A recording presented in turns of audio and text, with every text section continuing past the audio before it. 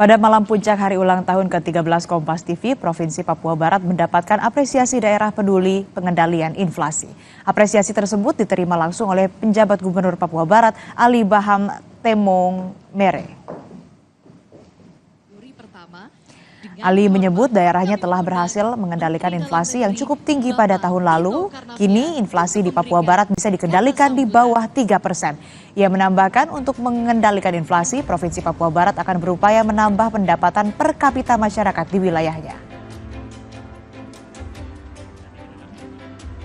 Rasa bahagia dan syukur pada Tuhan Yang Maha Kuasa bahwa pada ulang tahun Kompas TV yang ke-13, pemerintah Provinsi Papua Barat bisa mendapatkan penghargaan peduli inflasi daerah di Papua Barat, dan memang ini adalah sebuah penilaian yang objektif.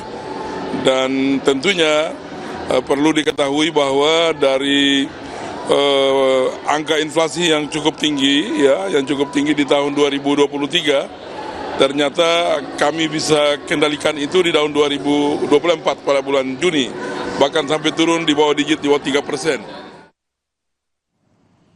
Masih dalam perayaan HUT ke-13 Kompas TV, Kabupaten Kota Baru Provinsi Kalimantan Selatan mendapat apresiasi daerah peduli layak anak. Kehadiran Kabupaten Kota Baru diwakili oleh Kepala Dinas Kominfo Gusti Abdul Wahid. Gusti mengucapkan terima kasih atas apresiasi yang diberikan Kompas TV kepada Kabupaten Kota Baru. Dia juga menambahkan penghargaan ini dipersembahkan khusus untuk masyarakat Kota Baru, Kalimantan Selatan. Saya mewakili Ibu Hajah Fatma Idiana Said Japar selaku Duta Perempuan dan Perlindungan Anak di Kabupaten Kota Baru. Mohon maaf beliau tidak bisa berhadir, jadi saya untuk mewakilkan beliau untuk menerima penghargaan malam ini.